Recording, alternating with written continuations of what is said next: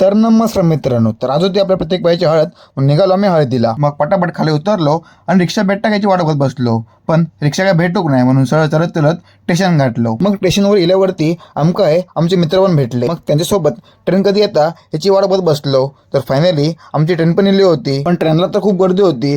तरी पण धक्काबुक्की करत एकामेकाच्या अंगावर चढीत चढीत कसे पण ट्रेनमध्ये चढलो. आणि मग तशीच धक्काबुक्की करत फायनली एकदा जाऊन पोहोचलो कलवा स्टेशनला. मग त्यासून रिक्षा पकडलो आणि येऊन बसलो आमच्या जागेवरती. ही बघा, तयारी तर एकदम जोरात केली नव्हती. मग गेल्यावरती पहिली डीजेची वाईब चेक केले. मग त्यानंतर मित्रांना भेटायला गेलाय. तसं आपल्या मित्रांनी अडे नाचा सुरू केला नव्हता. मित्राच्या हळदीचा आनंद यांच्या पोटात का मावे नव्हतो. मग काय मित्रा खांद्यावर घेतल्याने आणि नाचा सुरू केल्याने मग मस्त एका वेळेला 3 तर बसवलो आणि हळदीमध्ये पण दिवाळी साजरी केलो. भावाच्या हातामध्ये फुलचडी दिलो आणि हळद पेटवून टाकलो.